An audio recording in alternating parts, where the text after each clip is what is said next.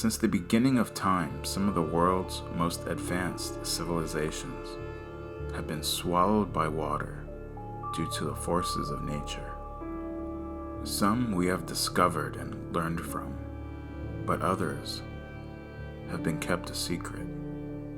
About 2 years ago, me and my brother had took up scuba diving as a way to kill some time and bond. It was a kind of complicated and expensive hobby at times. We had to go and get certified and get trained and buy all the equipment, but then we ran into the problem of where to go.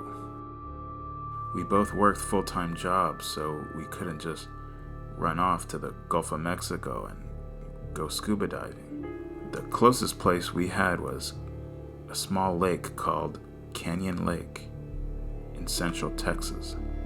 Canyon Lake has a very weird and disturbing history. Almost 100 people vanish from the water every year, and many of the bodies are never recovered. Some say it's due to the very sudden drop-offs on the bottom floor, but others say there's something at the bottom of the lake. We spent the first couple of weeks of our new hobby checking out the different sites they have. Canyon Lake is pretty well known for having an old rusty truck at the very bottom and a couple of sunken boats. But honestly, after 1 or 2 weeks, we got really bored. After that, we bought a small underwater metal detector. For the next 2 weeks, we scanned the bottom of the lake and tried to find anything we could. We found a couple of rings and some old iPhones, but nothing more. One day we were packing up our gear and we noticed something. Between 2 rocks, there was a large area of the lake that had been gated off.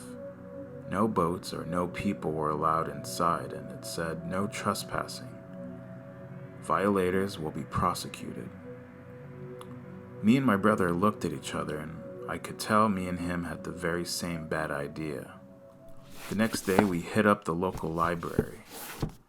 We dug up every old map of the lake we could find.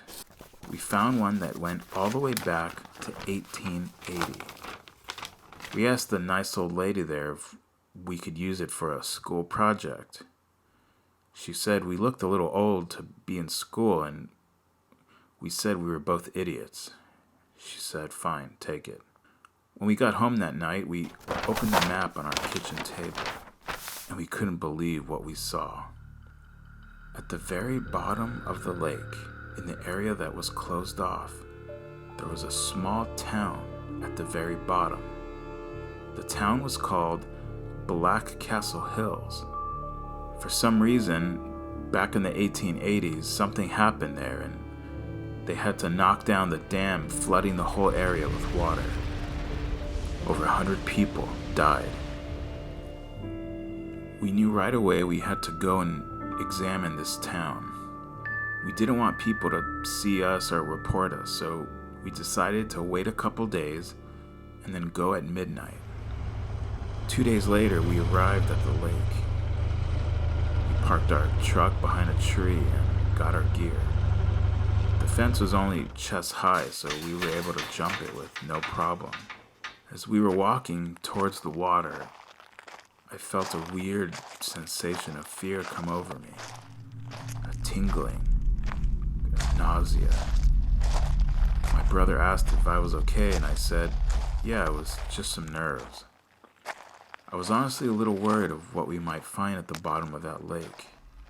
Would there be bodies all over the floor, decomposing? Some people said it was closed off because the companies had dumped their toxic waste at the bottom. But it was time for us to find out. After we were all geared up, we brought out our flashlights. We got the brightest underwater flashlights that money could buy. We both took a deep breath and then jumped in. According to the map, the town was just below our drop-off point. We just had to swim to the bottom and we would be there. It felt like we were swimming for almost an hour and we saw nothing. The only bad thing about that old map is it didn't tell us exactly how deep the water was. It could be 2 miles down for all we know. We kept swimming and swimming, and the water seemed to get darker and darker. Even with our flashlights, it was getting hard to see. But finally, after endless swimming, in the distance, there was a large cement cross. As we swam closer, we realized the cross was attached to a church. Me and my brother got excited to finally see something and to confirm that there was a town under the lake. As we got closer, we realized a lot of the other buildings in the town had weathered down into almost nothing. It was only the frames of their buildings that stood up like skeletons. But the church was oddly still intact, almost like the day it was submerged in the water. We swam closer and closer to the church to see if we could get inside. We first got to the church doors, and oddly they were locked.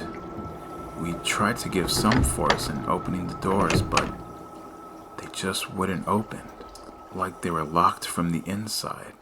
We spent a couple of minutes swimming around the whole church, seeing if there was any way in, but there wasn't. There wasn't a hole in the roof, in the wall, anything. But as we made our way around the church, we saw something horrifying. There was another scuba diver. He seemed to be stuck in the remains of an old tree. His tubes were all tangled up in the branch.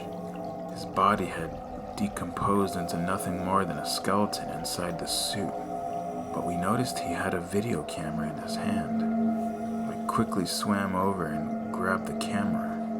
As I tried to untangle it from his hand, the tree he was resting on started to fall apart. The top half of the tree broke off and fell onto the church. The church then started to crumble. As the church broke apart, 30 to 40 dead bodies came floating out from the rubble. From what they were wearing, these weren't people that had been there for a long time. They had modern-looking clothes. As I tried to swim away with the camera, I realized I too had been tangled in the tree. My brother was some distance away, trying to dodge all the dead bodies that were now floating all around us. As I tried to get myself free, I noticed a woman. She was less decomposed as the other ones. She was swimming towards me. I tried to free myself as fast as I could, as she was getting closer and closer. Suddenly a hand reached down and grabbed me. It was my brother. I grabbed the camera as he pulled me up and started swimming towards the surface. When we finally reached the surface, we climbed out of the water. We climbed on shore and took off our masks. We pointed our flashlights toward the water and saw roughly 100 dead bodies floating on the surface of the water. We were so scared and speechless, we just stood there, staring at the bodies slowly wobbling in the water. Later that night, we were back home. Me and my brother didn't really have anything to say to each other. I think we both understood what we were feeling. We were scared of what might happen to us. We knew that someone would see the bodies and call the police, and maybe some security footage would show us climbing over the top. We decided to go back the next day and just see what was happening. We went back the next day and there was tons of people at the lake, swimming, fishing, drinking, smiling, happy. But there didn't seem to be any police, no helicopters, no news teams. We quickly jumped the fence to the restricted area and walked towards the water. Every single body that had been floating the night before was gone. We were both speechless and confused. he decided to give up scuba diving that day. A couple days later, I finally received the battery and charger from eBay that I needed for the camera. It was so old and got so wet I didn't really expect anything to work, but I just decided to give it a try. After charging the battery, I put in the camera and rewinded the tape. I watched the tape of the scuba diver. He dove down into the water, exactly like we did. He went to the church, looked around, but in the very distance I saw something. A woman, pale skin, white eyes.